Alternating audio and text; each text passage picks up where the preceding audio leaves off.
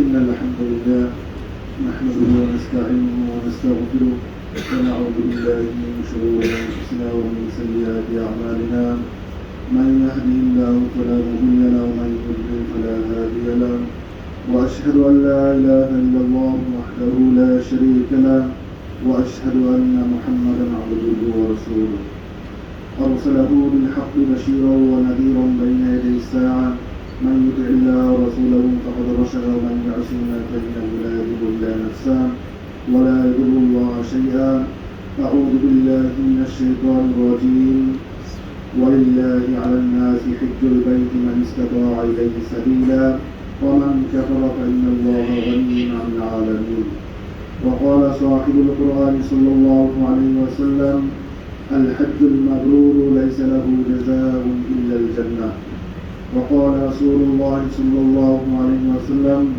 بني الإسلام على 5 شهادة أن لا إله إلا الله وأن محمد رسول الله وإقام الصلاة وإيتاء الزكاة والحج وصوم رمضان صلى الله تعالى على خير خلقه محمد وآله وأزواجه وذريته أما بعد উপস্থিত সম্মানিত মুসলিম کرام আল্লাহ রাব্বুল আলামিনের অশেষ শুকর যে আল্লাহ সুবহানাহু ওয়া তাআলা আমাদেরকে পবিত্র জুমাবারে জুমার নামাজ আদায় করার জন্য আল্লাহর ঘরে মসজিদে আসার তৌফিক দিয়েছেন। এজন্য আমরা আল্লাহ রাব্বুল আলামিনের শুকরিয়া আদায় করি আলহামদুলিল্লাহ। সম্মানিত মুসলিম کرام বর্তমান যে মৌসুম এটা হলো হজের মৌসুম। এই সময় লাখ লাখ মানুষের উপর আল্লাহ রাব্বুল আলামিনের ফরজ বিধান হজ ফরজ করা হয়েছে। এই সময়ে এই মুহূর্তে লাখ লাখ মানুষ আল্লাহর ঘরের উদ্দেশ্যের জন্য প্রস্তুতি গ্রহণ করেছে। এখন প্রশ্ন হলো হজের মৌসুম হলো মোট 5 দিন, জিলহজ মাসের 8 তারিখ থেকে 12 তারিখ পর্যন্ত। এই 5 দিন হলো হজের মৌসুম, কিন্তু আমরা দেখি হজের মৌসুম হলো শাওয়াল, জিলহজ, জিলহজের প্রথম 10 দিন।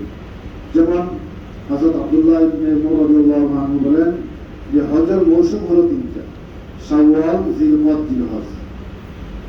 যেমন আল্লাহ রাব্বুল আলামিনের ইরশাদ, আল্লাহ রাব্বুল আলামিন বলেন যে হজের মাস নির্ধারিত, হজের মাস নির্ধারিত। আব্দুল্লাহ ইবনে উমর রাদিয়াল্লাহু আনহু বলেন যে হজের মাস হলো তিনটি, শাওয়াল, জিলকদ, জিলহজের প্রথম 10 দিন। অর্থাৎ শাওয়াল মাসের শুরুতে যদি কোনো ব্যক্তি হজের জন্য ইহরাম বাঁধে আর কোনো কারণবশত তার ইহরাম না ছুটে, তাহলে তার হজ আদায় হয়ে যাবে। এজন্য আব্দুল্লাহ ইবনে উমর রাদিয়াল্লাহু আনহু বলেন যে হজের মাস হলো তিনটি। আর আল্লাহ রাব্বুল আলামিন বলেন আল হাজ্জু আশহুরুম মা'লুমাত, হজের মাস নির্ধারিত। হজের মাস নির্ধারিত। আর আব্দুল্লাহ ইবনে উমর রাদিয়াল্লাহু আনহু ব্যাখ্যা করেছেন যে হজের মাস তিনটি, শাওয়াল, জিলকদ এবং জিলহজের প্রথম 10 দিন।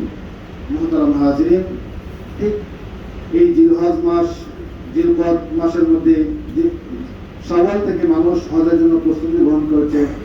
আর আমাদের এই যে বর্তমান সময়, এই সময়ের মধ্যে লাখ লাখ মানুষের উপর হজ খরচ করা হয়েছে, লক্ষ লক্ষ মানুষ এই মুহূর্তে হজের জন্য প্রস্তুতি গ্রহণ করেছে।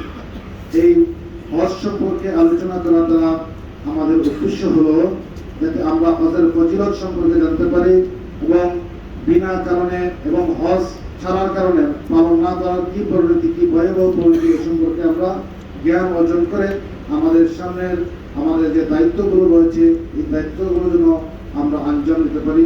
এর জন্য আমাদের উদ্দেশ্য হলো হজ সম্পর্কে আলোচনা করা। মুহতারাম হাজরিন,